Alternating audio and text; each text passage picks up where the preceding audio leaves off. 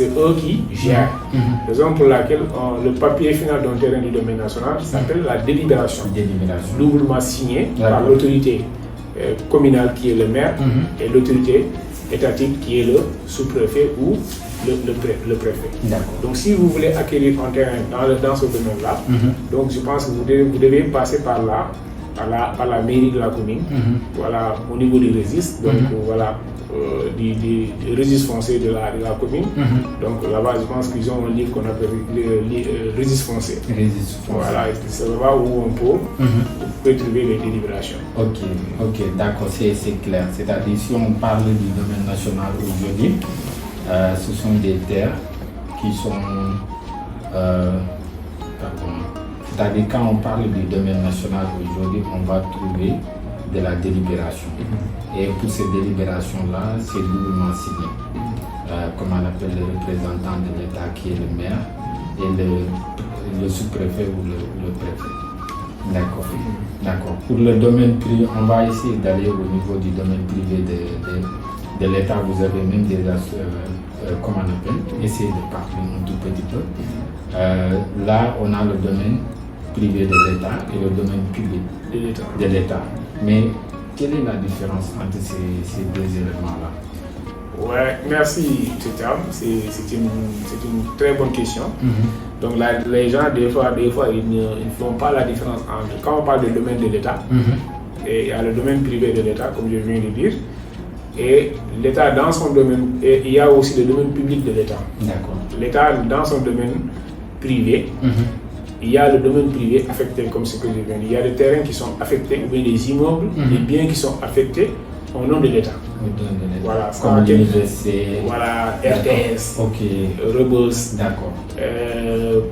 pavillon administratif, voilà, Dionyadjo, tous ces immeubles-là, c'est affecté au nom de l'État. Voilà, quel que soit l'État.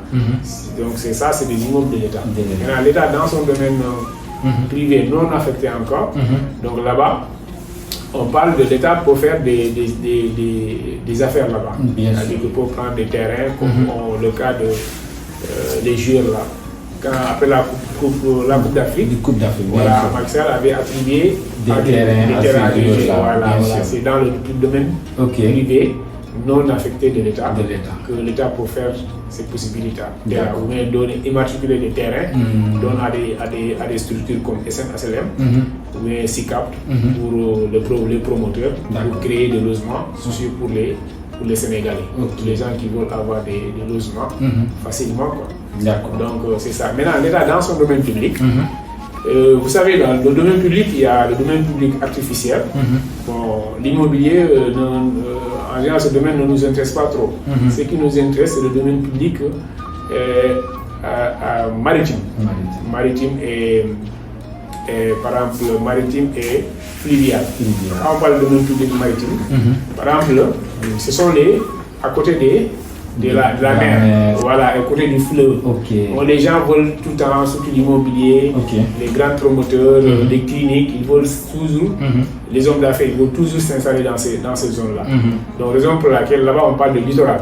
Vous avez vu avec le problème avec le Premier ministre qui parlait de tous les gens qui ont acquis des biens dans ce domaine-là, illégalement, on va les quitter. Mais il a parfaitement raison, parce que voilà, les retirer, voilà. Parce que là-bas, le domaine public, par maritime, là-bas, la loi est très claire. C'est pareil avec le domaine national, il dit que les terres du domaine public, par exemple maritime ou fluvial ne sont pas vendables. C'est-à-dire que leur jouissance appartient aux pauvres. Si un Sénégalais lambda veut jouir, doit aller prendre de l'air, il doit aller dans ces zones-là, ou bien s'il veut jouer, il doit aller dans ces zones-là. Donc on ne peut pas faire de là-bas une propriété. Voilà. Donc là-bas, par exemple, le domaine privé public, maritime par exemple, tous les gens qui ont construit des restaurants là-bas, comme Radisson, voilà, c'est pas juste par décret présidentiel, il n'y a pas de procédure pour avoir un titre foncier dans ces zones-là. C'est par décret présidentiel, un président de la République, par décret, il peut vous donner un titre foncier là-bas. Le malheur, c'est que notre président de la République, quand il vient, ils peuvent vous retirer le même titre foncier par décret présidentiel. Voilà. On a même traité le cas pratique qui parlait un tout petit peu de monsieur X qui veulent acheter un terrain dans le domaine national. Vous avez bien traité le cas pratique.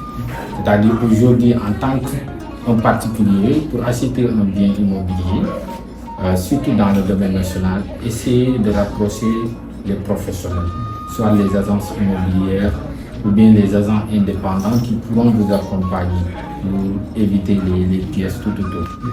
Et pour conclure, je pense qu'on a déjà parlé des différents parties.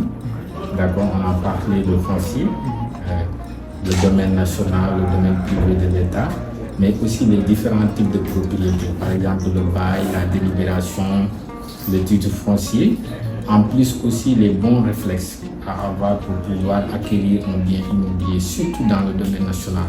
Parce que je vois que, comme on dit, ce sont des titres précaires, c'est ce qu'on appelle. Et pour acheter dans ces zones-là, il faut avoir de la vigilance, accompagné par des professionnels tout autour. D'accord, je vous laisse le dernier mot et on donne les internautes le prochain épisode, Inch'Allah. Donc, mes derniers mots, ce que je veux, c'est attirer l'attention des Sénégalais d'ici et la diaspora. Pour la transaction immobilière, moi je dis l'immobilier c'est une science, donc il faut le connaître. Et si une personne lambda veut investir dans l'immobilier et qui veulent investir des centaines et des dizaines de millions, je pense que le minimum c'est d'aller voir un connaisseur. On s'assent et au moins il va te conseiller.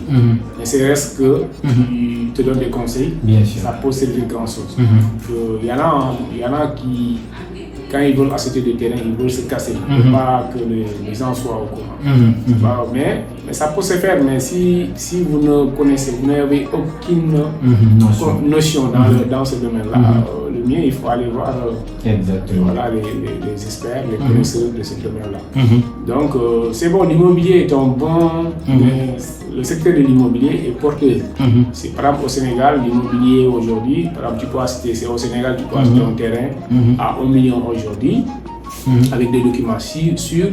L'année prochaine, le terrain, tu vas voir, le terrain va prendre de la valeur. Tu peux même le vendre à 2 millions ou même 3 millions. Ça dépend de l'évolution de l'argent. Donc, quand tu achètes un terrain et que tu as des documents, de bons documents, il n'y a pas de perte.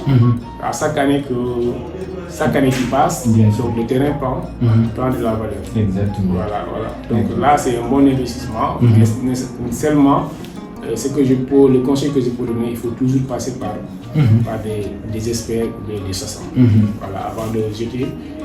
On a longtemps fait ça, mais je pense qu'avec le digital aujourd'hui, avec des gens comme la société Jim Jam qui sont là pour prévenir, pour sensibiliser, en collaboration avec Zézi Bimo, je pense qu'aujourd'hui la solution est de passer par ces canaux-là pour pouvoir vraiment éviter les arnaques, les malfaiteurs et tout. Exactement. Merci beaucoup, chers internautes. On va essayer de conclure. Dans ce premier épisode, on a abordé le foncier, c'est-à-dire le domaine national et le domaine privé de l'État, mais aussi les différents types de propriétés, par exemple le bail, la délibération et le titre foncier, mais aussi les bons réflexes à avoir lorsqu'on veut acquérir un bien immobilier, surtout dans le domaine national. Dans notre prochain épisode, on va parler, parce que même M. Timéra l'a dit, 95% des terrains se trouvent dans le domaine national. On va aller en profondeur, c'est-à-dire vous informer. Aujourd'hui, si vous voulez acheter un terrain qui se trouve dans le domaine national, comment procéder, d'accord? C'est quoi le domaine national? Toutes les informations là, on va essayer de l'aborder dans notre prochain épisode. Merci beaucoup, c'était tout, la clé du foncier, et à vendredi prochain. Merci.